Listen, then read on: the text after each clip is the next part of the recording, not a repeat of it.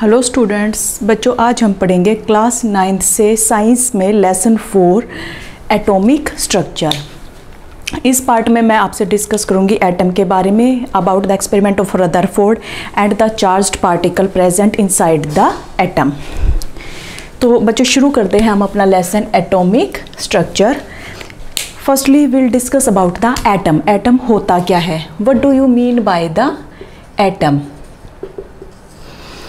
बच्चों एटम होता है किसी भी मैटर का वो छोटे से छोटा पार्टिकल जो कि केमिकल रिएक्शन के अंदर पार्टिसिपेट करता है। जितने भी मैटर हैं वर्ल्ड के अंदर, जितना भी बना हुआ है यूनिवर्स में, सब कुछ एटम से बना हुआ है। एटम जो है वो सबसे छोटा पार्टिकल है और वही पार्टिकल केमिकल रिएक्शन के अंदर पार्टिसिपेट भी करता है। So we can write down the definition. It is the smallest particle of a matter that participates in a chemical reaction। किसी भी केमिकल रिएक्शन के अंदर पार्टिसिपेट करने वाला सबसे छोटा पार्टिकल जो होता है, that one is called the atom. अब बात करते हैं एटम के बारे में। तो जो एटम होता है बच्चों, वो जब भी रिएक्शन करता है तो वो अपनी आइडेंटिटी कभी भी लॉस नहीं करता, कभी भी लॉस नहीं करता। Atom never losses it's identity during reaction के दौरान भी कभी भी नहीं करता। Never, atoms never loss their identity at any cost. For example, जैसे बच्चों कार्बन है प्लस ऑक्सीजन है। Carbon is an atom, oxygen is an atom. When they react, जब ये रिएक्ट करते हैं तो ये CO या CO2 बनाते हैं, ठीक है। ऐसा नहीं है जो कार्बन है वो चेंज होकर नाइट्रोजन बन जाएगा या फॉस्फोरस बन जाएगा, नहीं। जो आपने रिएक्शन से पहले लिया था रिएक्टेंट में, वही बाद में भी क्या रहेगा, वही प्रोडक्ट आपको बाद में मिलेगा। तो जो आपका एटम है वो कार्बन है या ऑक्सीजन है, तो वो रिएक्शन के बाद भी कार्बन और ऑक्सीजन ही रहेगा। It never loss its identity, वो अपनी पहचान कभी भी नहीं खोता है। Second point, atoms are electrically neutral. Electrically neutral, neutral का मतलब है जो एटम्स होते हैं उनके अंदर इक्वल अमाउंट में पॉजिटिव चार्ज होता है और इक्वल ही नेगेटिव चार्ज होता है, जो उसको बैलेंस किए हुए रखता है। तो atoms are called the electrically neutral due to equal positive and negative charge. Clear है? इतना समझ में आ गया? उसके बाद बात करते हैं हम एटम्स के बारे में। एटम, जो एटम होता है बच्चों, वो सबसे छोटा पार्टिकल होता है किसी भी मैटर का। ये कभी भी इंडिपेंडेंटली एग्जिस्ट नहीं करता। एक अकेला एटम कभी भी एग्जिस्ट नहीं करता। एटम हमेशा कंबाइंड स्टेट में एग्जिस्ट करते हैं जब दो या दो से ज़्यादा एटम जुड़ जाते हैं, ठीक है। This one is the most important thing. Atoms can not exist independently। Clear? Atoms cannot exist independently. This one is about the atom. Atom जो होता है वो किस चीज़ का बना हुआ होता है? तो atom is made up of subatomic particle. Atom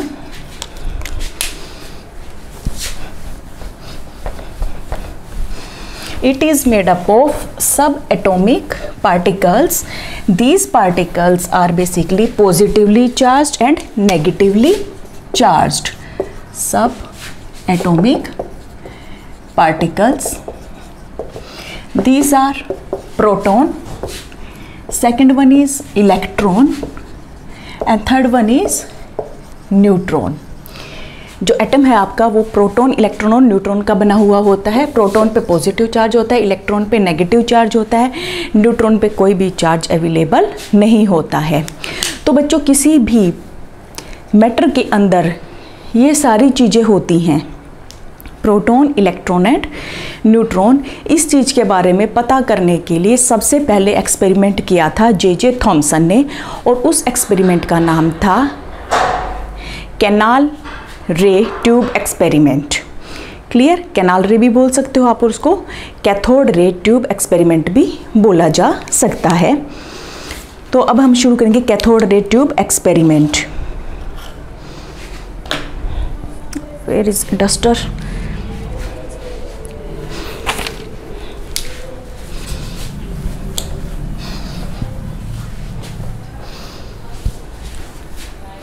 Now we'll write about the cathode ray tube experiment.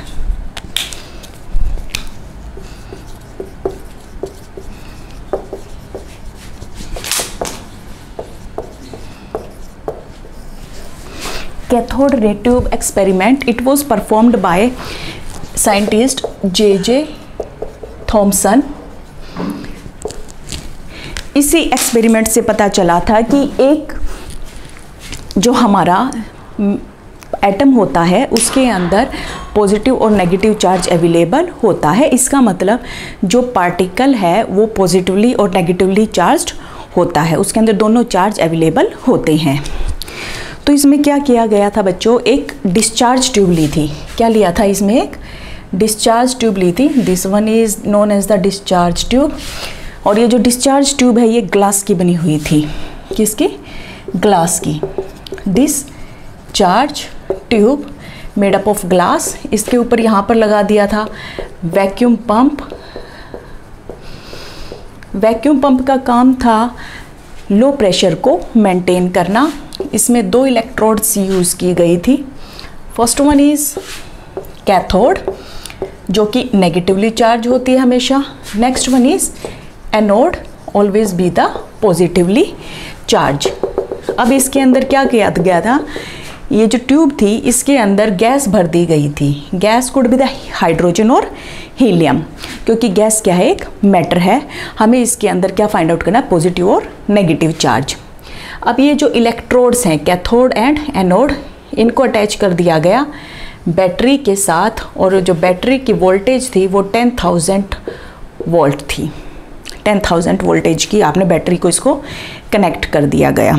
अब जैसे ही इसमें से करंट पास हुआ, क्या हुआ बच्चों, जैसे इसमें से करंट पास हुआ तो हमने क्या देखा, कैथोड में से, कैथोड क्या थी, नेगेटिवली चार्ज इलेक्ट्रोड। तो नेगेटिवली चार्ज से जो रेज प्रोड्यूस होंगी वो कैसी होंगी, नेगेटिव। तो कुछ रेज नेगेटिवली चार्ज रेज ऐसे जाते हुए दिखाई दे रही थी। नेगेटिव हमेशा पॉजिटिव की तरफ जा रहा है, तो नेगेटिवली चार्ज्ड रेज जो हैं वो पॉजिटिव की तरफ जाती हुई दिखाई दे रही थी, एनोड की तरफ। क्लियर है? तो इन रेज को जो नाम दिया गया, that one is known as the cathode rays. That one is known as the cathode rays. और ऐसा लग रहा था कि ये रेज कैथोड से निकल के एनोड की तरफ जा रही हैं, बट ऐसा एग्जैक्टली नहीं था, क्योंकि ये सिर्फ दिख रही थी, ऐसा नहीं था। तो इन रेज को जो नाम दिया गया, that one is known as the cathode rays. Clear है? और negatively charged rays, negative charged rays इनको बोला गया। अब ये जो नेगेटिवली चार्ज्ड रेज थी, क्योंकि इससे ये एक चीज़ कंफर्म होगी थी कि मैटर के अंदर कुछ नेगेटिव पार्टिकल्स अवेलेबल हैं, तो ये जो नेगेटिवली चार्ज्ड पार्टिकल्स हैं इनका बाद में नाम दिया गया बच्चों इलेक्ट्रॉन्स। क्या नाम दिया गया, इलेक्ट्रॉन्स। इन्हीं को ही बोला जाता है। और इलेक्ट्रॉन्स पे जो चार्ज होता है वो होता है हमेशा नेगेटिव, हमेशा नेगेटिव। तो इस तरीके से इसमें इलेक्ट्रॉन की डिस्कवरी कर दी गई। इससे क्या हुआ, इलेक्ट्रॉन की डिस्कवरी होगी। फिर एक बार फिर से दूसरा सेटअप किया गया। इसमें क्या हुआ, ये देखिए, again discharge tube made up of glass. किस चीज़ की बनी होती है? ग्लास की। अगेन इसमें गैस भरी गई। अगेन यहाँ पर anode and cathode electrode use किए गए। अगेन यहाँ पर वैक्यूम पंप था, vacuum pump to maintain the low pressure. इनको कनेक्ट किया गया वही हाई वोल्टेज बैटरी के साथ 10,000 वोल्ट अप्लाई किया गया। इस बार जो इलेक्ट्रोड कैथोड थी वो कैसे यूज़ की गई? परफोरेटेड। परफोरेटेड का मतलब होता है होल्स। अभी कैथोड के अंदर क्या कर दिए गए? होल्स कर दिए गए, तो इसको नाम दिया गया परफोरेटेड कैथोड इलेक्ट्रोड। क्लियर? अब इसके पीछे क्या की गई? जिंक सल्फाइड की कोटिंग कर दी गई। किसकी कर दी गई? जिंक सल्फाइड की coating. That one is known as the phosphorescent material. Clear? Phosphors, ठीक है। अब उसके बाद हम इसके बात करते हैं, जैसे ही करंट को अप्लाई किया क्या हुआ? हमने देखा कि एनोड की तरफ से, एनोड जो कि क्या है? पॉजिटिवली चार्ज्ड है, इसकी तरफ से कुछ रेज अमर्ज हो रही हैं, निकल रही हैं, और वो रेज कहाँ जा रही हैं बच्चों? कैथोड की तरफ जा रही हैं। हमेशा positive charged particles negative charged particles की तरफ अट्रैक्ट होते हैं। क्लियर? पॉजिटिव किसकी तरफ अट्रैक्ट होते हैं? नेगेटिव की तरफ अट्रैक्ट होते हैं। तो ये क्या हुआ? ये जो रेज थी कैथोड के अंदर जो होल किए गए थे उसमें से पास होती हुई दिखाई दे रही थी। क्या उसमें से पास होते हुए ये दिखाई दे रही थी? और वो जो कोटेड स्क्रीन थी जिंक की, उस पर जाकर स्ट्राइक कर रही थी। क्या कर रही थी? स्ट्राइक कर रही थी। और जैसे ही उस पर स्ट्राइक कर रही थी तो वहाँ पे छोटे छोटे स्पार्क्स की आवाज़ आ रही थी। किसकी आवाज़ आ रही थी बच्चों? स्पार्क्स की आवाज़ आ रही थी। तो एनोड से जो रेज निकली, पॉजिटिव वाले इलेक्ट्रोड से जो रेज निकली, उनके ऊपर क्या चार्ज था? पॉजिटिव चार्ज था। और किसके अंदर से जा रही थी ये? परफोरेटेड कैथोड इलेक्ट्रोड के अंदर से। परफोरेटेड का मतलब होता है जिसके अंदर होल्स अवेलेबल हों। अब ये जाके पीछे स्क्रीन से टकराई, स्क्रीन जिसको कोट किया गया था जिंक सल्फाइड से। जिंक सल्फाइड से कोट करने के बाद ये रेज वहाँ पर जाकर क्या कर रही थी? स्ट्राइक कर रही थी और स्पार्क प्रोड्यूस कर रही थी। तो इस तरीके से एनोड से निकलने वाली रेज कैसी थी? Positively charge. इस चीज़ से ये कंफर्म कर लिया गया कि गैस के अंदर कुछ पॉजिटिवली चार्ज्ड पार्टिकल्स भी अवेलेबल हैं। तो ये जो पॉजिटिवली चार्ज पार्टिकल थे इन्हीं को बाद में नाम दिया गया प्रोटॉन का। किसका? प्रोटॉन का। So we can understand the canal rays. इनको क्या नाम दिया गया बच्चों? क्योंकि ये जो इसके अंदर से पास हो रही थी होल्स में से, ये ऐसा लग रहा था जैसे कैनाल में से जा रही हैं, किसी ट्यूब के अंदर से पास हो रही हैं। तो कैनाल के अंदर से जा रही थी और ट्यूब जैसी फील हो रही थी, ट्यूब में से पास होने जैसी, तो इसलिए इनको नाम दिया गया canal rays. So you can write down canal rays, those rays that arise from anode and passed from perforated cathode. Perforated cathode. These are positively charged rays. These are positively charged rays. क्योंकि ये anode से rise हो रही थी तो इन raise का दूसरा नाम क्या था बच्चों? एनोड रेज भी इनको हम कह सकते हैं। और कैनाल रेज हमेशा कैसी होती हैं? पॉजिटिवली चार्ज्ड रेज होती हैं। This one is about the proton and electron. These positively charged are known as protons. After few time these are known as the proton. These are known as later proton. क्योंकि इन पे ऊपर क्या charge था? Positive charge था. This one is about the discovery of proton and electron. This one is done by the cathode ray tube experiment. Cathode ray tube experiment done. अब हम next करेंगे बच्चों Rutherford's model of atom. Rutherford's model of atom. Till then you can take a review. Clear?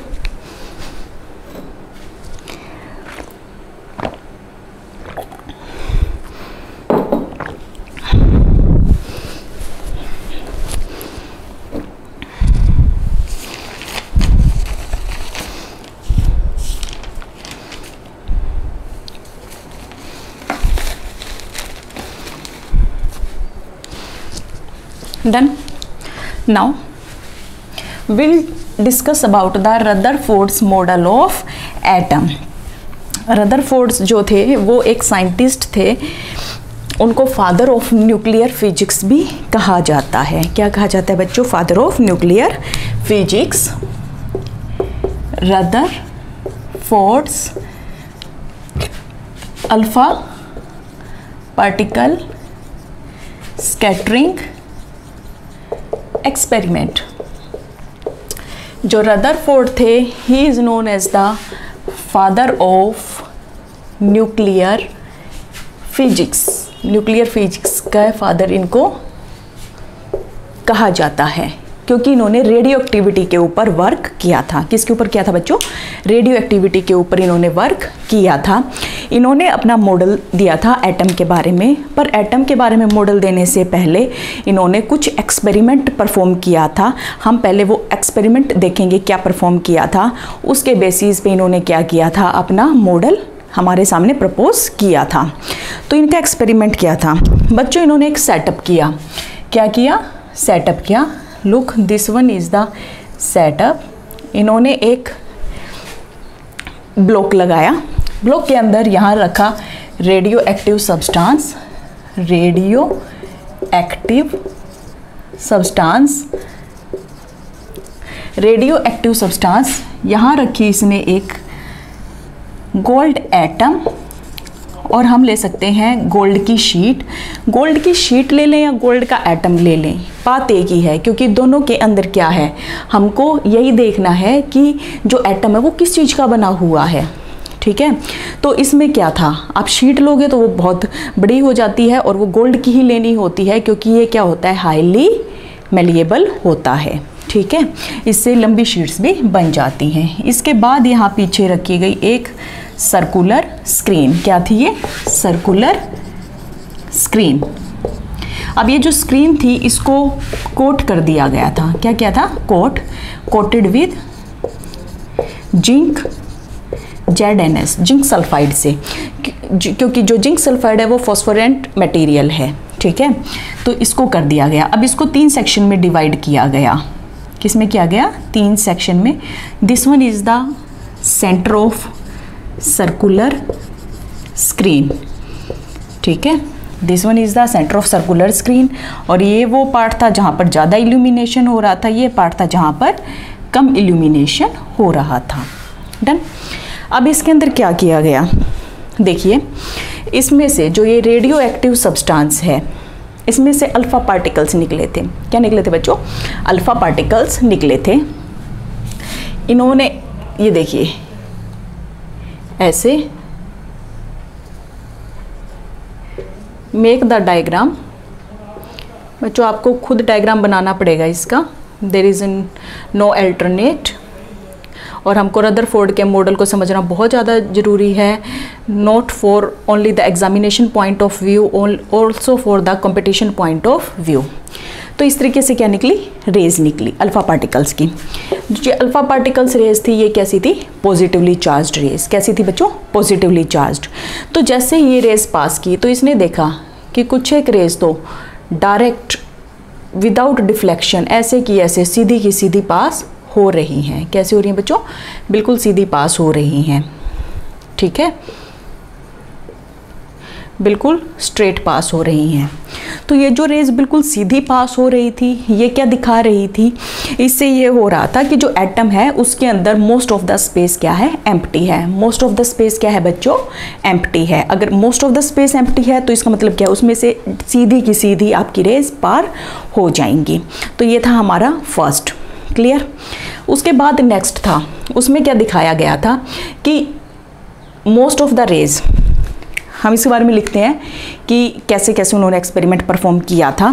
First you just note down, create a setup, create a setup. In this we take radioactive substance. Setup, we take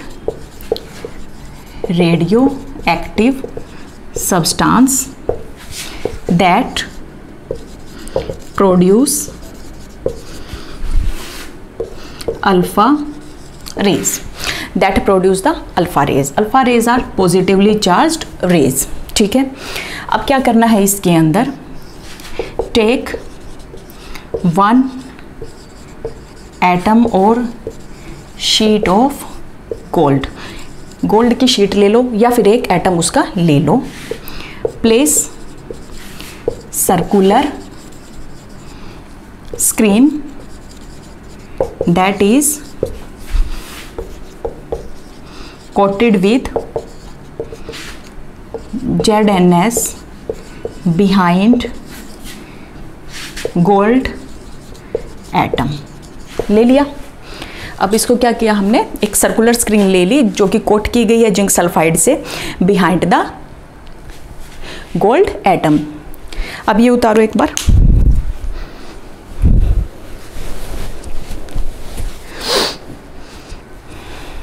done.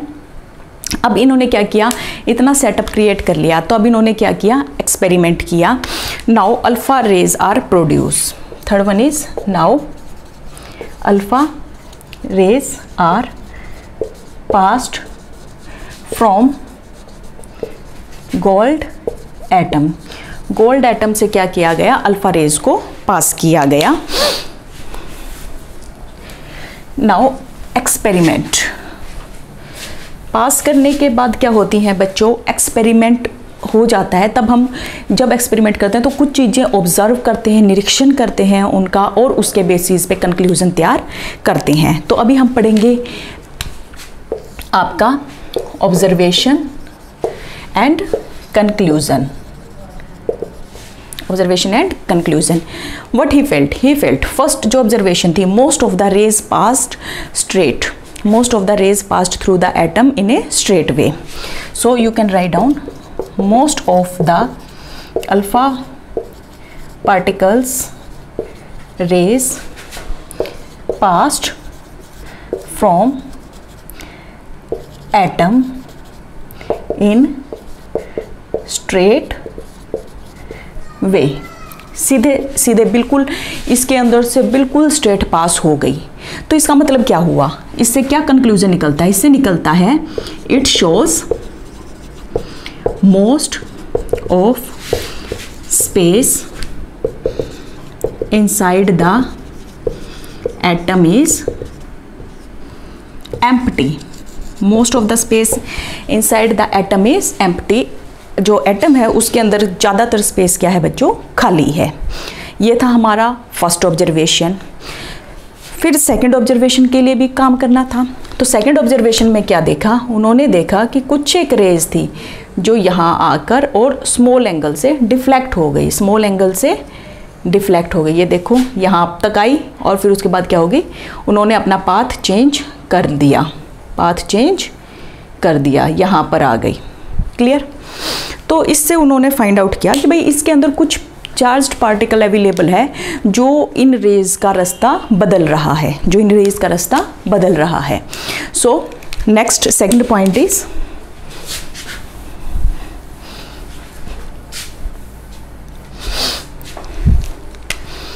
Second point observation में few, very few alpha particles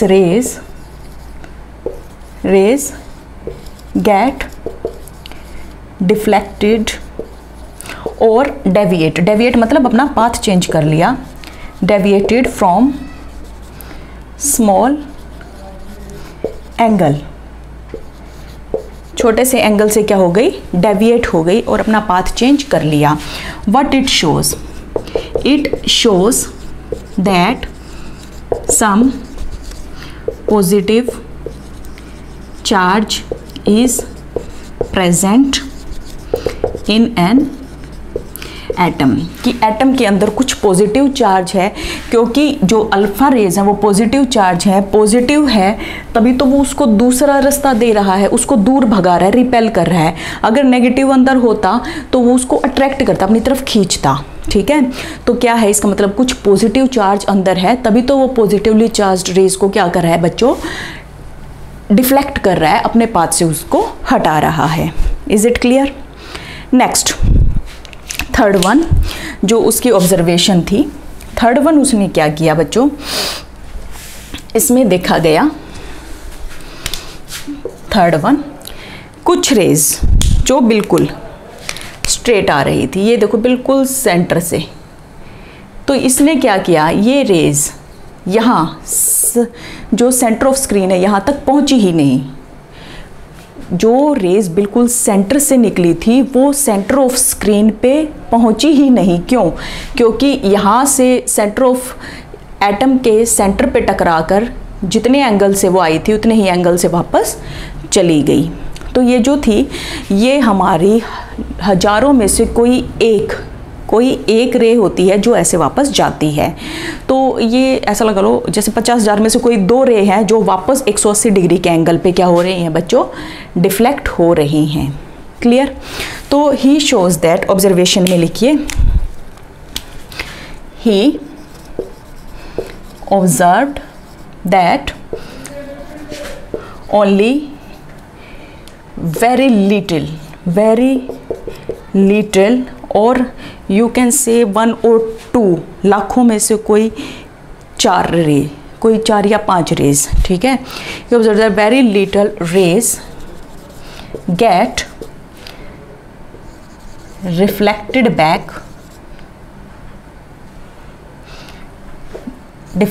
back at 180 degree angle, 180 degree angle.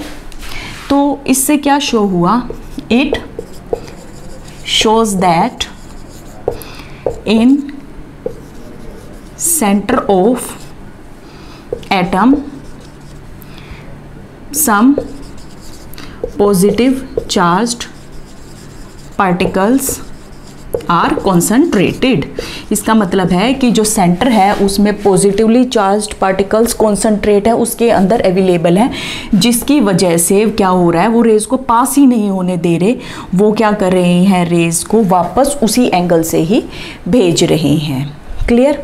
और जहाँ जहाँ पर ये टकरा रही थी वहाँ पर क्या हो रहा था, स्पार्क्स हो रहे थे।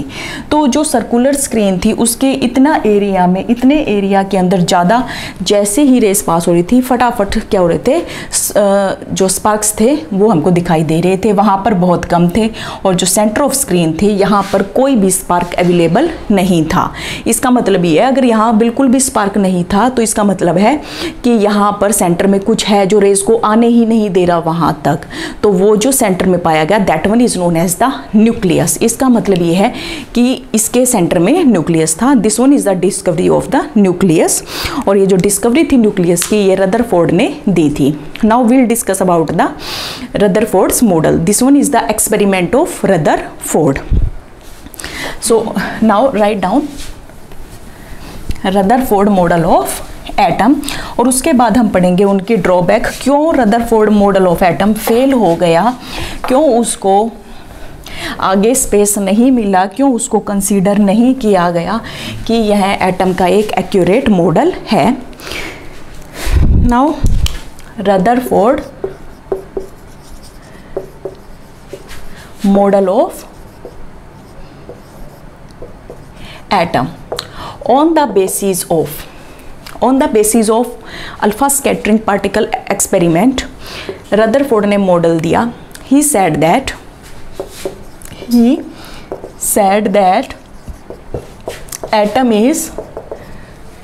atom is large and its nucleus is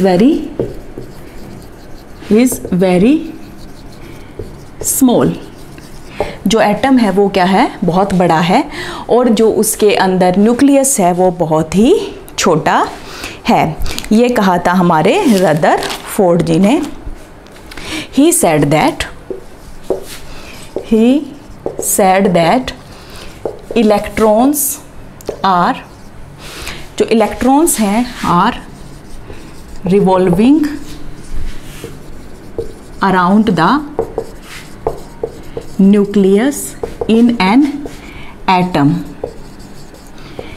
electrons जो हैं वो न्यूक्लियस के चारों तरफ रिवॉल्व कर रहे हैं इन an atom with radiating energy, और वो कंटिन्यूसली क्या करें, विद रेडिएटिंग एनर्जी, कंटिन्यूसली लगातार जो हैं हमारे इलेक्ट्रॉन्स हैं वो न्यूक्लियस के चारों तरफ एटम में घूम रहे हैं, और घूमते घूमते वो क्या कर रहे हैं, एनर्जी रेडिएट कर रहे हैं। तो कॉन्स्टेंटली क्या हो रहा है, उनमें एनर्जी रिलीज हो रही है, निकल रही है। इतना क्लियर है। नेक्स्ट, इन्होंने और क्या बताया था आपके एटम के बारे में। इन्होंने कहा था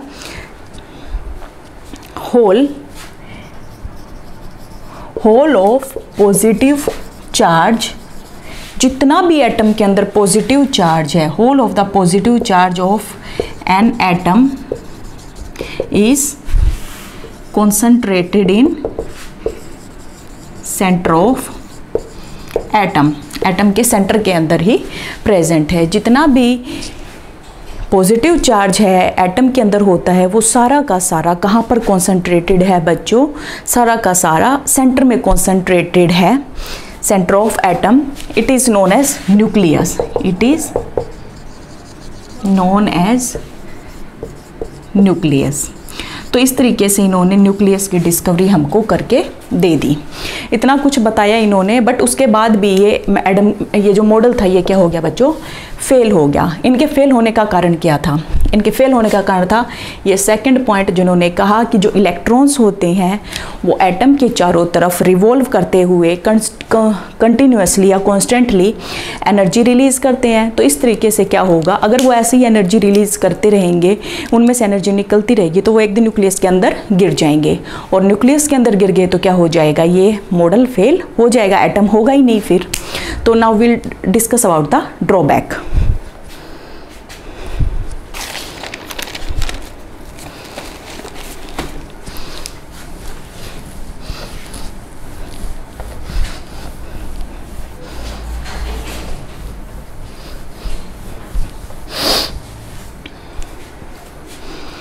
Now drawback, or you can say the or failure reason of Rutherford's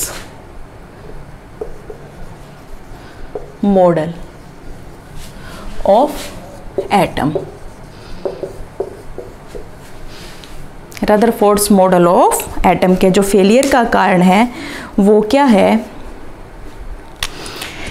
देखो एक साइंटिस्ट थे जिनका नाम था Planck's quantum, Maxwell's Planck's quantum theory दी थी उन्होंने कहा था कि अगर कोई चार्ज्ड पार्टिकल है वो कंटिन्यूसली मूव कर रहा है और उसके चारों तरफ इलेक्ट्रॉन्स हैं वो मूव कर रहे हैं, तो वो अगर एनर्जी ऐसे रिलीज़ करते रहेंगे तो एक दिन वो क्या हो जाएंगे बच्चों। देखो ये है एटम, रदरफोर्ड ने कहा ये एटम है, ये इलेक्ट्रॉन्स हैं, घूम रहे हैं, एनर्जी निकाल रहे हैं, तो ऐसे एनर्जी ख़त्म होती जाएगी, रेडिएट होती जाएगी, तो क्या होगा, एक दिन ये क्या हो जाएंगे, न्यूक्लियस के अंदर घुस जाएंगे, और न्यूक्लियस में घुस गए तो क्या हो जाएगा, आपका एटम ख़त्म हो जाएगा।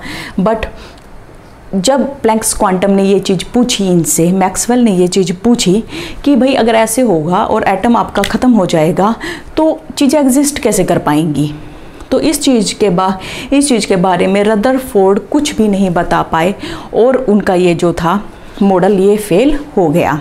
जो प्लैंक्स क्वांटम